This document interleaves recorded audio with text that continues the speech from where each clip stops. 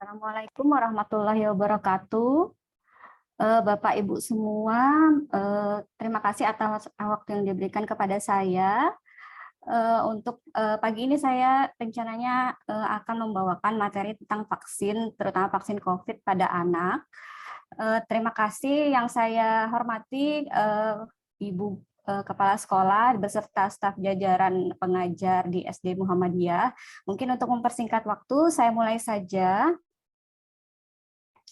Seperti yang kita ketahui bahwa dunia saat ini sudah mengalami pandemi dari COVID-19. Nah, kita semua berharap dan ingin memang pandemi ini segera berakhir.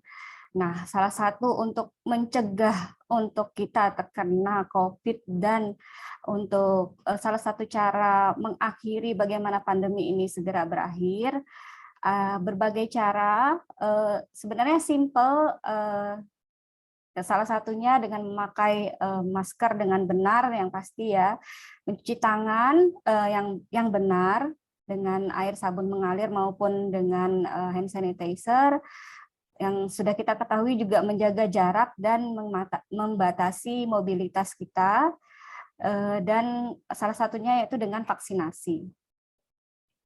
Nah, seperti yang kita ketahui, vaksinasi atau imunisasi COVID sudah dimulai ya sejak tahun lalu, dan pada anak dimulai pada tahun ini. Nah, sebenarnya kenapa latar belakangnya vaksin COVID ini akhirnya diberikan kepada anak?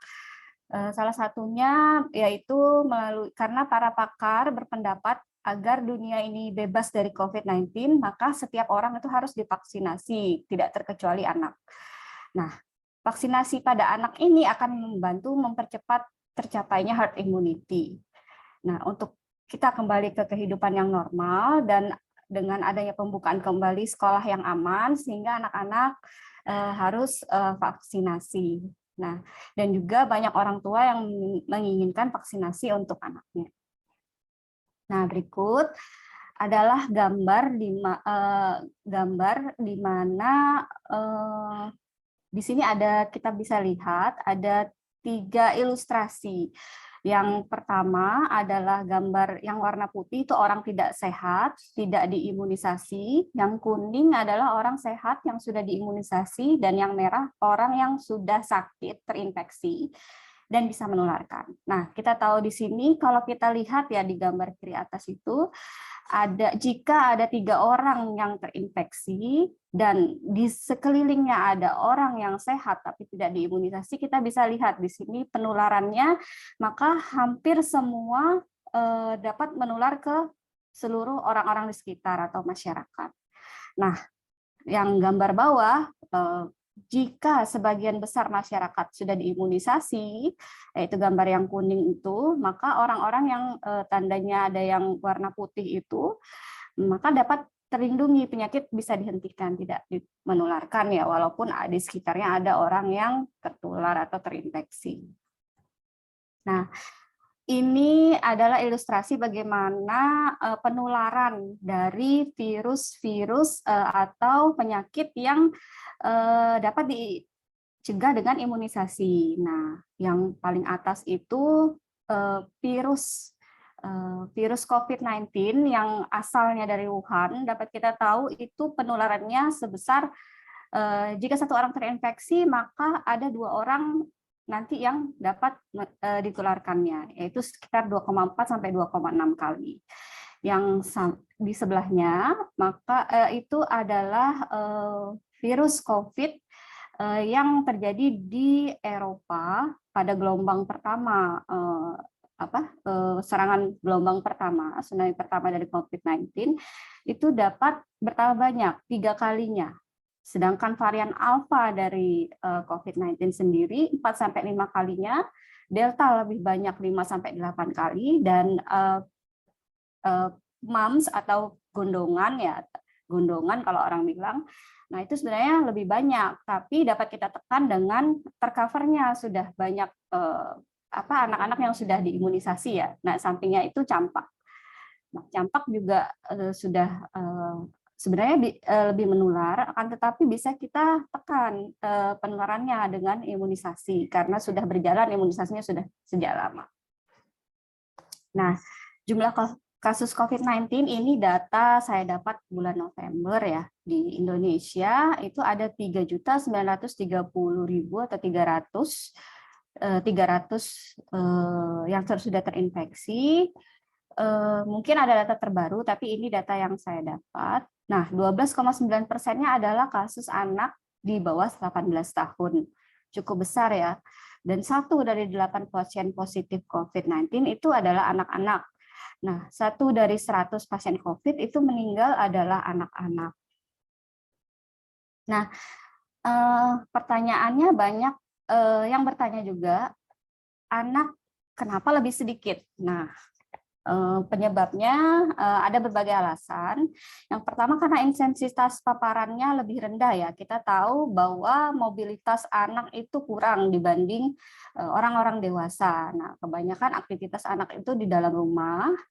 Nah, sehingga memang sumber penularan biasanya dari orang yang mobilitasnya tinggi atau keluarga orang dewasa yang berada di dalam rumah yang notabene memang bekerja di luar rumah. Nah, juga lebih sedikit dilakukan tes PCR pada anak-anak. Kenapa? Karena gejala pada anak ini tidak khas, jadi orang tua kadang tidak ngeh kalau anak ini bergejala gitu. Nah, juga orang tua enggan untuk tes sehingga tidak terdeteksi. Nah, juga itulah mengapa pentingnya imunisasi ini. Di samping imunisasi vaksin COVID, juga imunisasi rutin yang lain juga sebenarnya penting. Makanya jangan sampai terlewat karena ternyata imunisasi rutin yang lain itu dapat menimbulkan efek proteksi dari vaksin penyakit lain ya, seperti BCG dan campak. Nah, lalu anak-anak kita tahu lebih sedikit memiliki penyakit penyerta atau komorbid. Juga ada bakteri baik yang berada di tubuh anak. Nah, ini dapat menurunkan resiko terinfeksi dari COVID-19. Juga adanya kadar dari hormon yaitu melatonin yang lebih tinggi dibanding anak-anak daripada dewasa ya, karena melatonin ini di jurnal-jurnal penelitian diketahui dapat menurunkan resiko terjadinya infeksi dari COVID-19. Nah, manfaat vaksin sendiri apa? Vaksin sendiri itu bertujuan sebenarnya yang paling utama adalah mencegah COVID-19 menjadi berat atau kematian ya. Yang kedua, ini urutannya sebenarnya terbalik. Yang kedua adalah mencegah penularan dan mencegah terinfeksi COVID-19. Bagaimana cara kerja vaksin itu sendiri? Nah, vaksin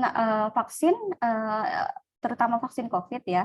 Vaksin COVID ini jika sudah disuntikkan ke dalam tubuh, maka tubuh akan mengenali dan membuat suatu sistem pertahanan di mana nantinya vaksin yang disuntikan itu akan berisi materi-materi genetik dari si virus, sehingga si tubuh kita akan mengenali dan akan mengingat jika nanti ada materi genetik yang masuk atau virus yang masuk ke dalam tubuh, maka akan dikenali oleh tubuh dan akan dilawan oleh antibodi yang dihasilkan dari vaksin yang sudah kita berikan. Gitu.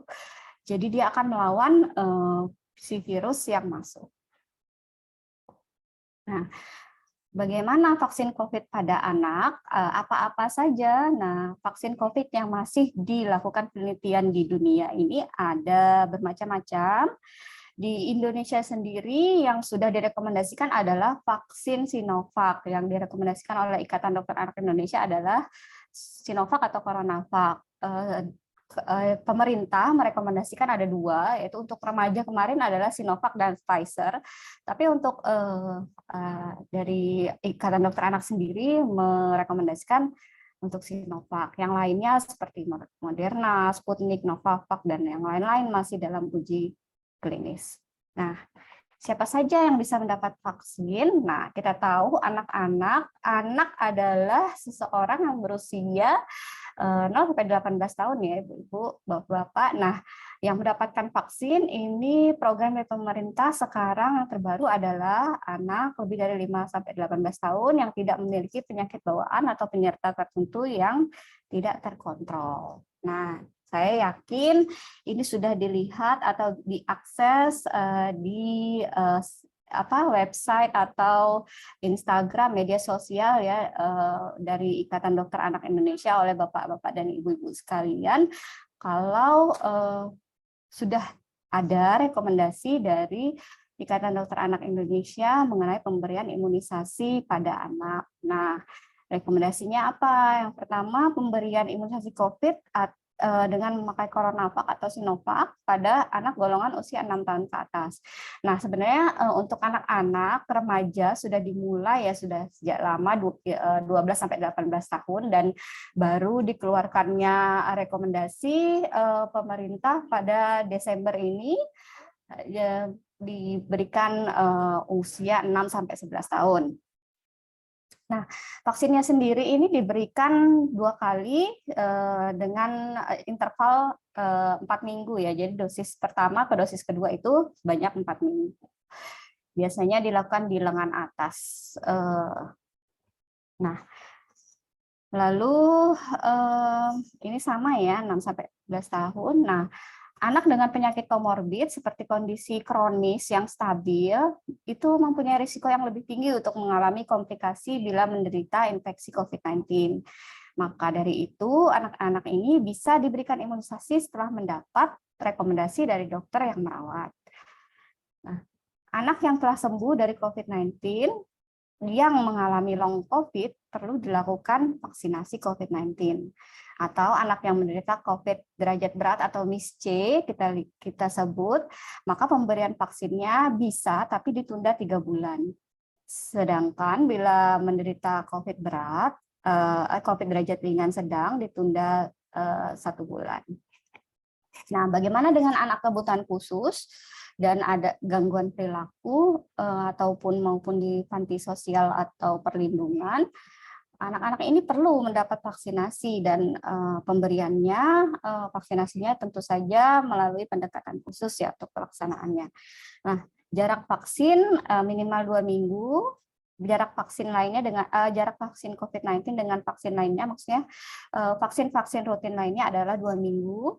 Nah, untuk perhatian khusus yaitu anak-anak dengan kondisi seperti di bawah ini kita lihat anak banyak ya. Ini ditentukan atau direkomendasikan oleh dokter yang merawat dan imunisasinya dilakukan sebaiknya di rumah sakit. Anak-anak siapa saja? Yang pertama ada defisiensi imun primer atau gangguan sistem imun ya, seperti lupus dan lain-lain. Terus lalu ada anak yang menderita kanker, yang sedang menjalani kemoterapi atau radioterapi. Lalu ada anak-anak yang memang mengalami demam 37,5 atau lebih. Dan anak-anak dengan penyakit kronik atau kelainan kongenital yang belum terkendali seperti penyakit kronik, penyakit ginjal, dan lain-lain.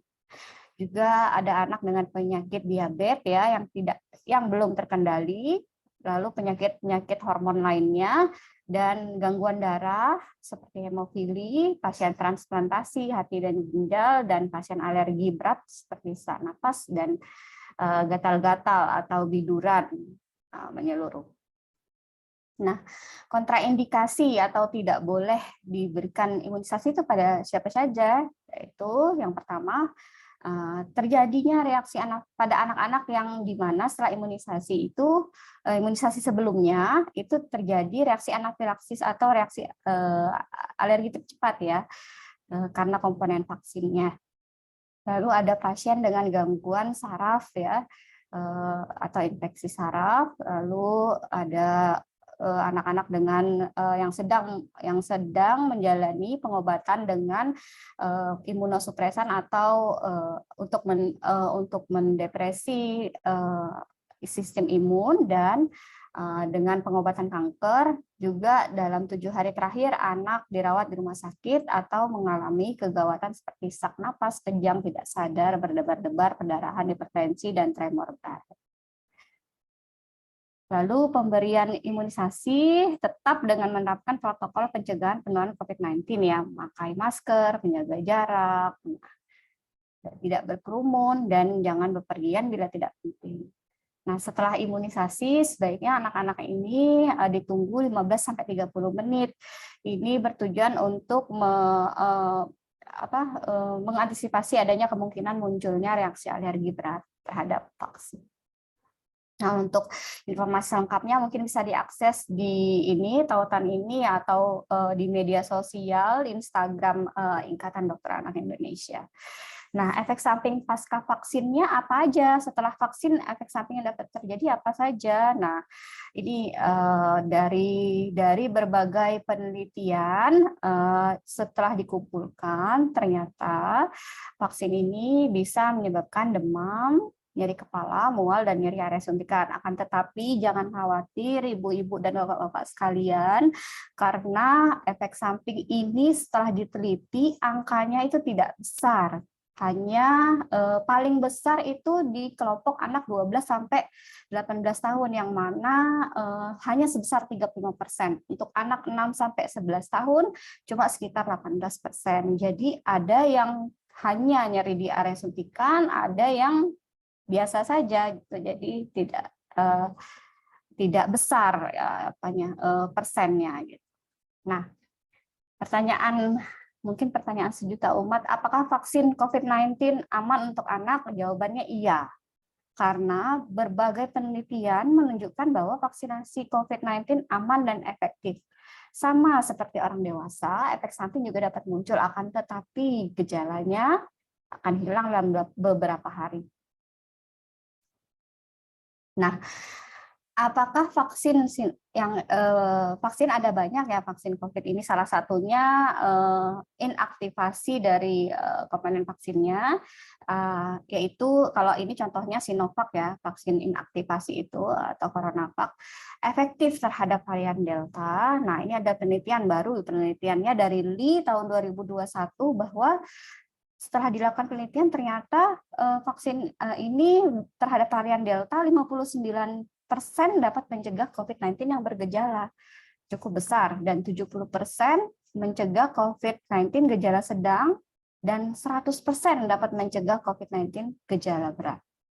Nah, ada lagi penelitian oleh Kang ini tahun 2021 juga cukup besar, 69,5% dapat mencegah pneumonia pada COVID-19. Pneumonia itu kalau kita bilang kalau infeksi paru-paru atau paru-paru basah.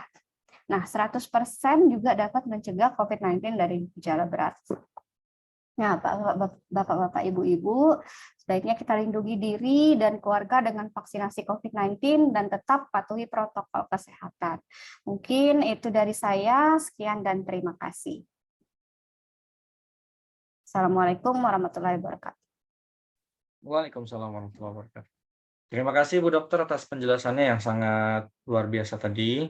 Mungkin kami buka kesempatan bagi Bapak Ibu wali murid yang ingin bertanya sekitar vaksin tadi Bu Dokter ya. Nanti mohon berkenan Bu Dokter bisa menjawab beberapa pertanyaan. Karena waktu kita sampai dengan pukul 10 saja. Mohon agar Bapak Ibu yang ingin bertanya boleh nanti mengaktifkan icon raise hand-nya agar nanti bisa kami akomodir untuk pertanyaan dari Bapak Ibu sekalian. Silakan Bapak Ibu mungkin yang mau bertanya bisa raise hand terlebih dahulu, atau kalau malu bertanya mohon berkenan juga nanti Bu Dokter kami bacakan saja via chat-nya Bu Dokter ya. Silakan Bapak Boleh Ibu kalau bagi yang mau misalnya bertanya. memang waktunya sudah habis, kalau ada yang mau bertanya boleh via WA, nanti diakomodir pertanyaannya, nggak apa-apa. Oh baik Bu Dokter. Silakan Bapak Ibu mungkin ada yang mau ditanyakan. Kalau memang malu bertanya secara langsung, boleh diketik saja di kolom chat-nya, nanti kami bacakan.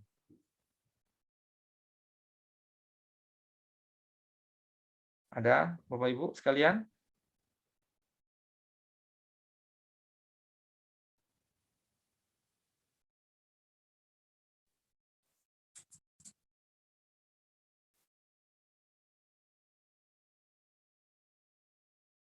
Saya Pak Robi. Ya, silakan Ibu. Ya. Assalamualaikum warahmatullahi wabarakatuh. Waalaikumsalam warahmatullahi wabarakatuh. Ya, Bu Dokter, kebetulan saya juga ada anak saya yang bersekolah di SD Muhammadiyah kelas 1 sekarang. Yang ingin saya tanyakan, anak saya itu pernah saya nggak tahu kalau sekarang, dulu pernah saya bawa periksa ke dokter itu pernah terinfeksi kena venom seperti itu.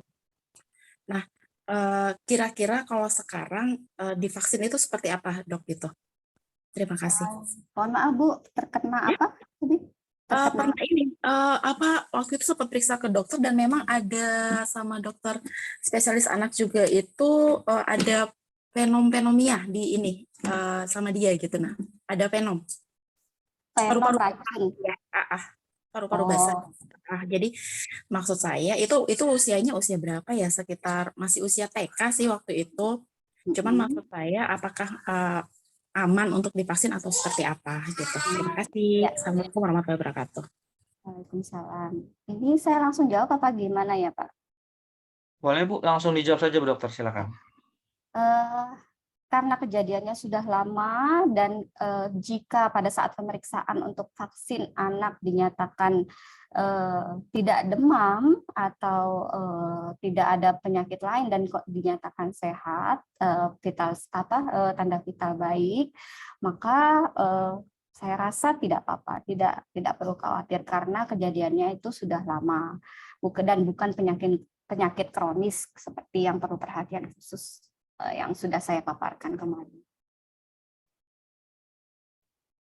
Mungkin itu. Baik. Jelas ya Bu wali murid dari kelas 1 tadi ya, Bu wali murid. Jelas, Pak. Ah, Terima kasih. baik. Ibu Dokter, izinkan saya baca dari kolom chatnya Bu Dokter ya. Ya. Yang pertama dari mungkin ini dari orang tua dari Ibu Konita Sani ya, kelas 2. Kalau sedang demam atau batuk pilek gimana Dok? Boleh kah Dok? Kalau sedang demam, demamnya kalau istilah demam ya memang 37,5. Tadi memang perlu perhatian Ya. khusus dan memang mungkin untuk di sekolah belum bisa divaksin. Tadi paparan saya kalau sedang demam itu perlu dievaluasi ulang. Mungkin belum untuk di sekolah belum bisa ya kalau misalnya lagi demam atau batuk pilek.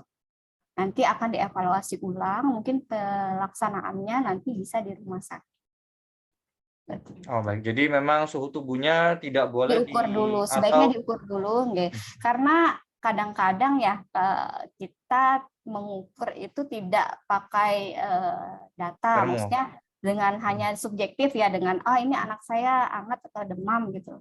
Kalau diukur memang anaknya suhunya normal, tidak 37,5 ke atas, saya rasa bisa divaksin. Kalau memang demam atau batuk pilek kondisi tidak ini, sebaiknya jangan. Baik. Itu ya Ibu dari Ananda Konita ya. Yang kedua saya bacakan, Assalamualaikum, anak saya habis imunisasi selalu timbul bintik-bintik merah dan gatal. Apakah boleh divaksin Dok? Dipastikan dulu bintik-bintik merah dan gatalnya ini kapan timbulnya, ataukah langsung ataukah 1 hari setelahnya atau bagaimana, ini perlu dievaluasi ulang.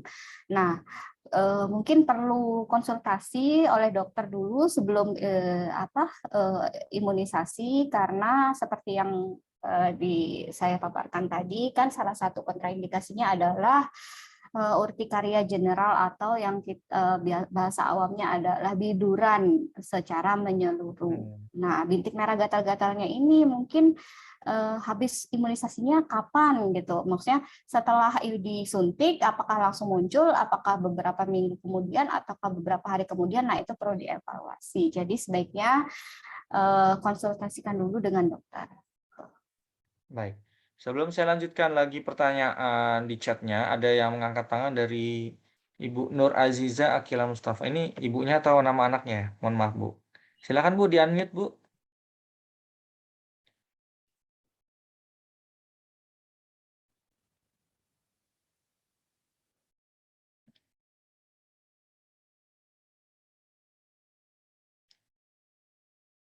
Ya, silakan di-unmute Bu ya. Ya.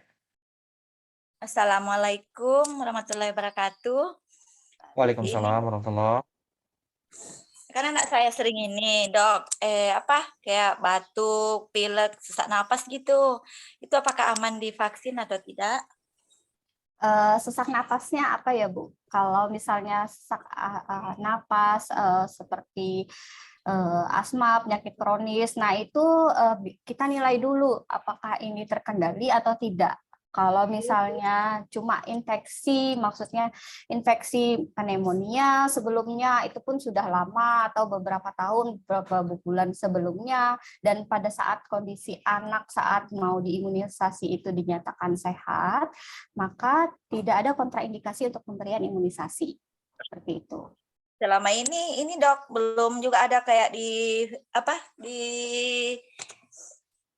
dinyatakan asma, tapi itu kalau dia kayak batuk pilek gitu harus diuap sama dokter anak. Ya, indikasi uap itu ada berbagai macam, Bu. Salah satunya asma, infeksi bisa juga. Nah, makanya perlu kita evaluasi ini penyebab sesak napasnya sebenarnya apa gitu.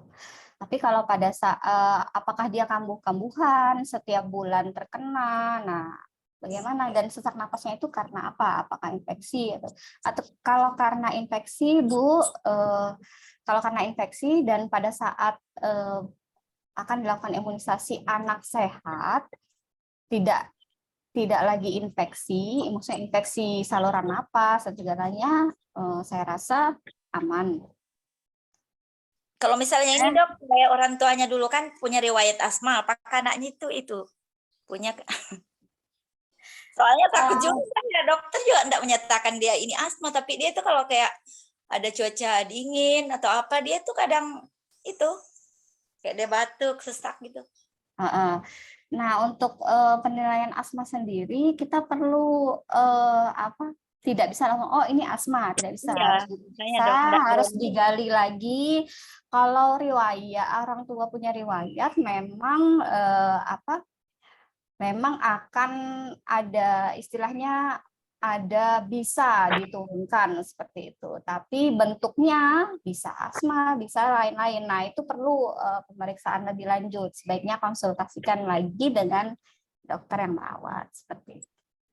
Tapi kalau untuk imunisasi sendiri, kalau anak ini dinyatakan sehat, tidak menderita penyakit apapun pada saat akan dilakukannya imunisasi, menurut saya aman. Oh ya, berarti aman ya, Dok? Insya Allah, Bu, kalau sudah dinyatakan anak ini sehat dan pada saat pemeriksaan anak ini sehat. Gitu. Makasih, Dok. Assalamualaikum. Waalaikumsalam. Baik, sebelumnya Ibu Bunda dari Kaisal, mohon maaf saya bacakan dulu yang dari kolom chatnya, Bu ya. Dari orang tua Ananda Ahmad Nafis Baikuni. Mohon izin bertanya Ibu Dokter, jangka waktu vaksin ke-1 sampai yang kedua itu kan 4 minggu per 1 bulan. Tetapi ketika jadwal vaksin keduanya, kebetulan ini Anandanya sakit Bu Dokter. Apakah boleh divaksin dilakukan lebih dari 4 minggu, Dok? Boleh jawabannya. Daripada tidak sama sekali divaksin. Memang nanti akan menghasilkan mungkin antibodi yang tidak besar, tapi daripada tidak sama sekali, jadi kita harus berikan boosternya. Maksudnya imunisasi yang keduanya, ya. Baik. Selanjutnya lagi pertanyaan keduanya, tadi yang punya sesak napas itu tetap bisa divaksin, Dok ya? Sudah terjawab tadi oleh Bu Dokter. Dengan catatan ada rekomendasi dari dokter yang merawat, Dok ya? Dokter yang merawat, dan pada saat pelaksanaan imunisasi dinyatakan sehat. Baik. Selanjutnya silakan dari Ibunda Ananda Kaisal Adam Bisri. Baik, Assalamualaikum warahmatullahi wabarakatuh. Waalaikumsalam warahmatullahi wabarakatuh. Ya, Dok, mohon izin bertanya, saya agak terlambat masuk join-nya, mungkin sudah tersampaikan. Mungkin boleh di-share, Dok, kira-kira kalau hasil penelitian selama ini sudah pernah dilakukan, kalau ada di Indonesia, untuk kejadian ikutan pasca imunisasi, kalau untuk anak, apakah sudah ada nggak, Dok? Jadi biar kita yakin sebagai orang tua nih, Dok. Kalau di Indonesia belum, Bu. Kalau di dunia ada. Saya punya datanya, izin saya share screen ya, Bu ya.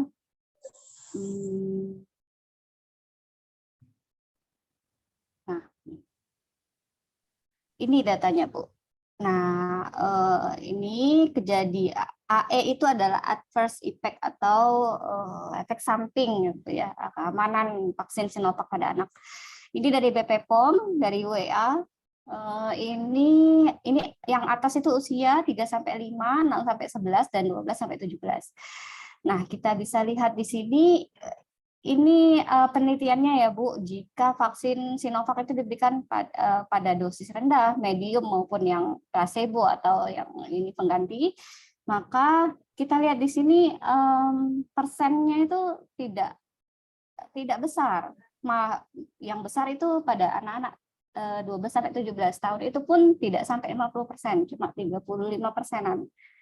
Nah, seperti itu. Nah, malah yang banyak itu adalah cuma nyeri lokalnya aja. Jadi insya Allah aman. Mungkin seperti itu. Termute mungkin Bu. Ya, baik dokter, satu lagi mungkin dok, untuk dosis vaksin untuk anak itu apakah sama atau setengahnya orang dewasa atau bagaimana ya dok, dengan jenis merek vaksin yang sama? Sama. Sama ya, berarti tidak setengahnya gitu ya dok ya. Oke, baik. Terima kasih dokter. Terima kasih penjelasannya. Baik. Baik, Ibu Dokter, saya lanjutkan lagi, Bu. Ada beberapa pertanyaan lagi di kolom chat, izinkan saya baca kembali, Bu ya. Tadi untuk yang sesak-sesak tadi saya lewati karena sudah terjawab oleh Bu Dokter tadi ya. Kemudian saya lanjutkan, ini ada pertanyaan, 2 minggu lalu anak saya mengalami radang, amandel, bengkak. Apakah aman juga dok untuk divaksin dok? Silakan dok. Kalau cuma infeksi radang 2 minggu yang lalu dan saat ini sudah sehat, saya kira aman insya Allah. Cuma radang tenggorokan. Kalau pada saat pelaksanaan tidak demam, anak pada kondisi stabil, aktif, tanda vital baik, insya Allah aman. Tidak ada penyakit kronis yang lain, insya Allah. Oh gitu, baik. Baik Bu, saya lanjutkan lagi. Pertanyaan dari orang tua Ananda Halum Nafha. Assalamualaikum Bu Dokter, mau tanya anak saya kalau kecapean biasanya demam dan kata dokter itu gejala tipes dan pernah muncul benjolan di belakang telinga dan kata dokter itu kelenjar getah bening. Apakah itu aman dok kalau divaksin? Nah, pada intinya anak-anak jika tidak menderita seperti yang saya paparkan sebelumnya, itu pada saat pelaksanaan anak sehat tidak menderita penyakit-penyakit seperti yang saya sebutkan Kak di awal, maka insya Allah aman. Nah, memang untuk lebih amannya, anak-anak setelah vaksin ditunggu 15-30 menit dulu. Jika memang tidak ada reaksi, anak-anak boleh dipulangkan, diistirahatkan, makan, minum yang banyak, yang cukup, dan istirahat yang cukup. Insya Allah besoknya bisa beraktivitas seperti semula. Mungkin nanti ada keluhan nyeri di tempat di area suntikan, tidak apa-apa, bisa diringankan dengan dikompres air hangat. Kemudian ada 2 pertanyaan lagi dok ya. Ini karena yang tidak ada yang mengangkat tangan, jadi saya lanjutkan dari kolom chatnya. Bismillah, izin bertanya, seminggu kemarin anak saya demam disertai bentol-bentol. Setelah cek darah, trombosit dan leukositnya turun. Indikasi dari dokter virus. Sekarang keadaannya sudah sehat. Apakah setelah seminggu sehat bisa ikut vaksin dok? Terima kasih. Ini salah satunya tadi ya ada gangguan perdarahan ya. Trombosit kita tahu adalah faktor pembekuan darah. Mungkin ada lebih baiknya konsultasikan ke dokter dulu karena jarak antara waktu setelah saya tidak tahu trombositnya itu turun karena demam berdarah kah atau infeksi yang lain. Maka mungkin perlu konsultasi dengan dokter dulu. Atau evaluasi ulang jika memang trombosit dan lainnya tidak ada masalah, mungkin bisa dilakukan imunisasi. Jadi perlu pengontrolan kembali dok ya. Ya. Dan yang terakhir nih dok, dari kolom chatnya, kalau anaknya dari orang tua Ananda Anora, kalau anak saya asma, apakah boleh vaksin kalau menggunakan alat kontrol Symbicort? Eh, Kalau anak asma dengan pengontrol Symbicort sudah dinyatakan asma ada derajat-derajat sebenarnya. Nanti sebenarnya dari dokter yang merawat nanti akan jika asmanya terkendali, saya kira tidak masalah ya. Tapi memang harus evaluasi ulang oleh dokter yang merawat sendiri. Nah, bisa mungkin konsultasi dulu dengan dokter yang merawat. Nah, karena saya tidak tahu nih asmanya nih pada fase apa dia, gitu, terkendalikah apa tidak terkendali. Nah, sebaiknya asma kan penyakit kronis yang kita tahu ya. Nah, salah satunya. Nah, salah satunya syarat adalah terkendali, penyakit kronik yang terkendali. Nah, saya tidak tahu fasenya seperti apa, jadi mungkin perlu didiskusikan, dikonsultasikan dengan dokter yang merawat. Baik, nanti jadi harus ada rekomendasi juga dok ya dari dokternya seperti apa. Kemudian ada lagi penanya dari orang tua Ataya Nur Salsabila, jika pasca vaksin di sekitar bekas suntikan ada pembengkakan, itu gimana dok? Ini mungkin langkah-langkah pasca vaksinnya ini kan biasanya memang tadi ada keluhan dok ya, demam, kemudian bengkak dan yang lain-lainnya. Mungkin bagaimana dok langkahnya untuk pencegahannya? Untuk kalau untuk pencegahan mungkin tidak bisa dicegah ya, karena memang itu salah satu efek samping. Mungkin yang bisa kita lakukan adalah meringankan nyeri dan mengurangi bengkaknya. Bisa dikompres ya, kompres saja. Ya, dikompres cukup, itu akan meringankan nyeri dan bengkaknya. Insya Allah nanti akan hilang. Baik. Silakan dibuka kembali pertanyaan sampai dengan pukul 10 Bapak Ibu. Ini jarang sekali kita temui ada kesempatan dokter meluangkan waktu untuk istilahnya curhat gratis dok ya di forum ini. Biasanya Bapak Ibu harus antri dulu ke dokter anak, kemudian meluangkan waktu lagi, kemudian waktunya juga kadang-kadang malam sampai terlalu malam sampai sudah tidak ingat lagi yang mau diceritakan ke dokternya itu apa karena sudah lama mengantri. Ini kita sediakan forum gratis dari Ibu Dr. Indah, sudah meluangkan waktunya. Mungkin Bapak Ibu ada yang masih mengganjal di hatinya tentang vaksin ini. Karena sebentar lagi akan kami laksanakan Bapak Ibu untuk di SD Muhammadiyah. Jadwalnya Ibu Wali kelas sudah dikasih tahu belum ya? Bu Okta sudah dikasih tahu belum Bu jadwalnya? Kalau untuk ini, Bu Ririn, Bu Nur Hayati. Jadwal vaksinnya Bu.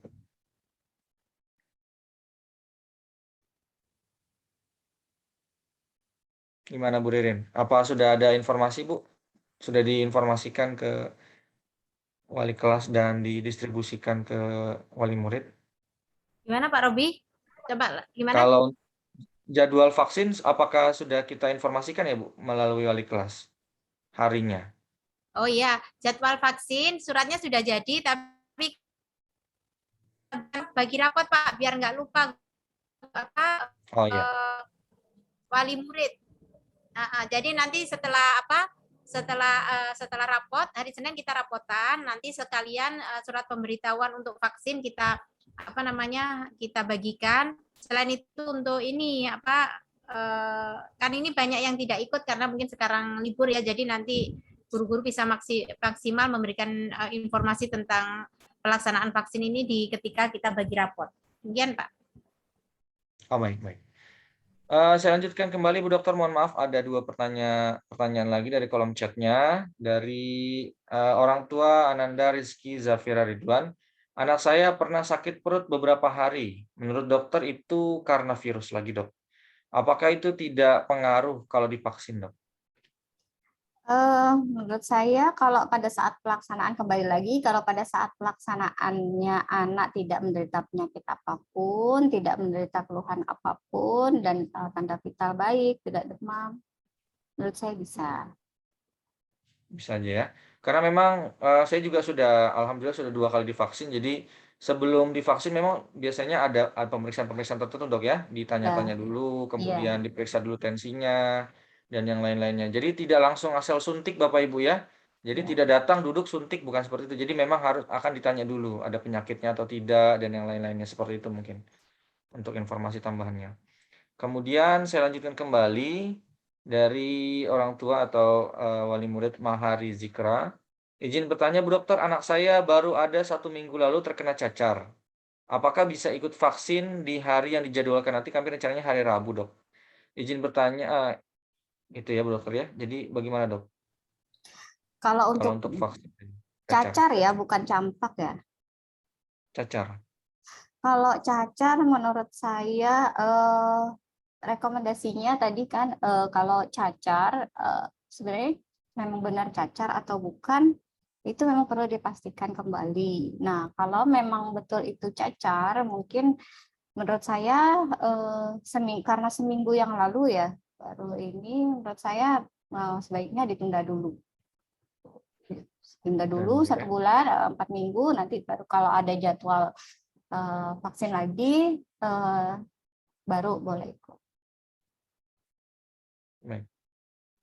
Kemudian ada lagi pertanyaan dari orang tua Ananda Anora lagi dok. Kalau tadi hilang. Kalau ada tanda-tanda batuk atau demam, boleh divaksin kah dok? Kalau anaknya betul-betul pingin. Anaknya yang pengen ya dok, betul-betul ingin divaksin. Mama, aku mau divaksin pokoknya, katanya gitu. Iya, kalau lagi demam sebaiknya ditunda ya Bu, karena nanti ditakutkan karena kan salah satu efek sampingnya kan bisa demam. Nanti itu akan bertambah demam atau nanti bisa menimbulkan persepsi yang lain nanti misalnya karena lagi demam batuk pilek terus sesak napas gitu. Nah, ini sesak napasnya dari vaksin. Nah, gitu. Sebenarnya bukan gitu. Jadi sebaiknya ditunda dulu. Takut persepsi dengan gejala yang lain. Sembuhkan dulu anaknya diberi pengertian bahwa nanti selanjutnya masih bisa divaksin lagi. Ini tadi ada tambahan dari orang tua Mahari Zikra, ternyata itu cacar air, Bu Dokter. Yang tadi kita bahas di atas. Kalau memang cacar air dan itu seminggu kemudian, terus kondisi anaknya pada saat ini bagaimana? Kalau memang menurut saya ditunda saja, kalau menurut saya. Tapi konsultasikan pada dokter anak yang merawat. Kalau memang dokter anak yang merawat sudah merekomendasikan, ya silakan. Karena yang mengetahui itu memang betul cacar kan dokter anak yang merawat anak tersebut seperti itu. Baik. Mungkin ada lagi Bapak Ibu yang masih mau bertanya. Kita masih ada sisa waktu 10 menit sebelum Ibu Dokter melanjutkan aktivitasnya, bertugas, silakan. Ada lagi, kami buka forum tanya jawabnya. Kalau memang tidak bisa secara langsung, boleh Bapak Ibu ketik di chat saja. Tadi juga Bu Dokter sudah membuka kesempatan mungkin bagi Bapak Ibu yang ingin bertanya dan tidak berkesempatan saat ini, mungkin nanti bisa kami share ya. Mohon izin Bu Dokter ya, nanti nomor WA-nya ya. Ya, untuk boleh. konsultasi. Bu Dokter saat ini mohon maaf kami tidak bertanya duluan tadi. Bu Dokter untuk saat ini bertugasnya di rumah sakit atau di mana Bu Dokter? Di rumah sakit, insya Allah saya mulai masuk hari ini sebenarnya, tapi karena hari ini hari libur, jadi mungkin yang emergensi saja nanti saya turun. Untuk praktek keluar saya belum deh. Belum ada dok ya, jadi masih sementara di RSUD untuk bertugasnya. Nanti kalau Bapak Ibu sekalian ingin berjumpa dengan Bu Dokter Indah Lestari bisa ke RSUD Tanjung Selor. Ada lagi mungkin yang mau bertanya? Silakan Bapak Ibu, masih ada waktu sekitar 8 menit lagi. Nanti kalau Bapak Ibu yang baru bergabung dan kelewatan materinya dari Ibu Dokter, kami akan share di YouTube sekolah dan nanti juga kami mohon izin Bu Dokter berkenan untuk memberikan slideshow tadi dari yang paparan yang Bu Dokter jelaskan, jadi bisa sambil dilihat sama orang tua mungkin untuk data-data yang sudah tadi Bu Dokter sharekan. Iya. Silakan Bapak Ibu, ada lagi? Kalau tidak akan kami cukupkan. Kami rasa cukup ya Bapak Ibu ya. Mungkin dari Bu Kepala Sekolah ada tambahan Ibu Nurindana, silakan. Sudah cukup ya. Baik, jika memang seperti itu, maka untuk acara sosialisasi vaksin bagi peserta didik SD Muhammadiyah Tanjung Selor, kami rasa sudah cukup. Kami aturkan terima kasih sebesar-besarnya sekali lagi untuk Bu Dr. Indah Lestari atas waktunya, kesempatannya, materinya, ilmunya kepada kami semua, sehingga bisa menambah wawasan kepada kami tentang vaksin kepada anak yang akan diberikan pada SD Muhammadiyah Tanjung Selor di hari Rabu nanti. Sekali lagi kami ucapkan terima kasih Dok untuk waktu dan Sama-sama. kesempatannya. Untuk acara kita pada hari ini akan saya cukupkan. Mari kita tutup acara kita pada hari ini dengan sama-sama mengucapkan hamdalah. Alhamdulillahirabbil alamin. Saya cukupkan. Assalamualaikum Foto, Pak. warahmatullahi Foto, Pak. wabarakatuh. Foto dulu Pak, Foto? jangan Oh iya. pergi dulu. Baik. Mohon izin saya screenshot dulu kepada Bapak Ibu. Bisa dinyalakan kameranya sebentar Bapak Ibu sekalian. Silahkan sebagai bukti kami melakukan proses sosialisasi. Izin saya foto ya, saya hitung sampai 3, 1, 2, 3. Mohon tunggu, di sini ada 2 lembar halamannya.